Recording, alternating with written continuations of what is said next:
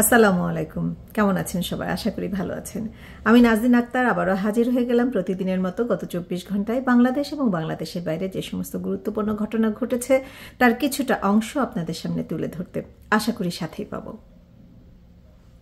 প্রথমে জানাচ্ছি জাতীয় এবং রাজনীতির কিছু খবর। প্রধান উপদেষ্টা প্রফেসর ডক্টর মোহাম্মদ ইউনূস দেশের যোগাযোগ ব্যবস্থাকে দ্রুত শৃঙ্খলার মধ্যে আনার এবং পরিবেশের উপর নেতিবাচক প্রভাব না ফেলে সমন্বিত যোগাযোগ ব্যবস্থা গড়ার আহ্বান জানিয়েছেন। জাতীয় নির্বাচনের আগে বিশ্ব ইজতেমা হচ্ছে না বলে জানিয়েছেন ধর্ম উপদেষ্টা। প্রধান উপদেষ্টার সঙ্গে তিন বাহিনী প্রধানদের সাক্ষাৎ হয়েছে এবং নির্বাচন প্রস্তুতি নিয়ে আলোচনা হয়েছে।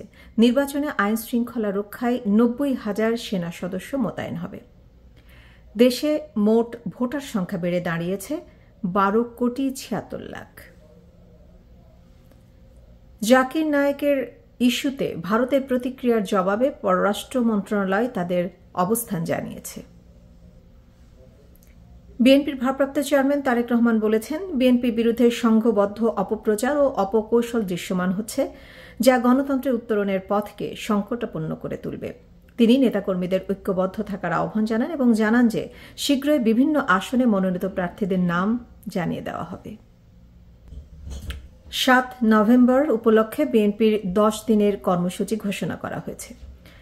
এনসিপির চেয়ারম্যান নাহিদ ইসলাম বলেছেন, সংস্কার না হলে নির্বাচন হতে পারে না এবং সংস্কারের বিপক্ষের কোনো দলের সঙ্গে জোটে যাওয়া সম্ভব নয়।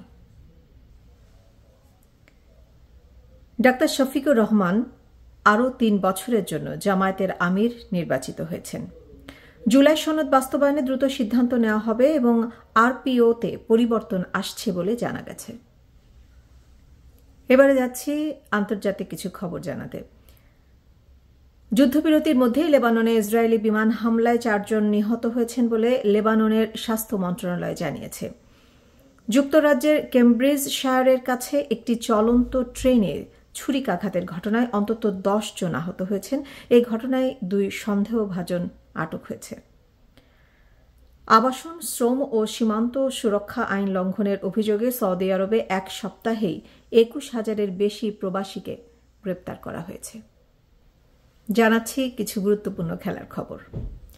বাংলাদেশ ক্রিকেট বোর্ড বিসিবি নিশ্চিত করেছে যে নাজমুল হোসেন শান্তই টেস্টে বাংলাদেশের অধিনায়কত্ব চালিয়ে যাবেন।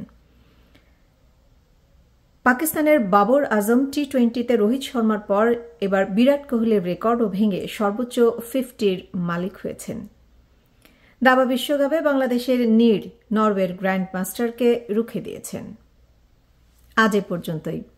আগামীকাল ঠিক বাংলাদেশ সময় রাত 10টা এবং ইউএসএর সময় দুপুর 12টায় আমি নাজনীন আক্তার আপনাদের সামনে হাজির হয়ে যাব গত 24 ঘন্টায় বাংলাদেশ এবং বাংলাদেশের বাইরে যে সমস্ত গুরুত্বপূর্ণ ঘটনা ঘটেছে তার কিছুটা অংশ তুলে ধরতে।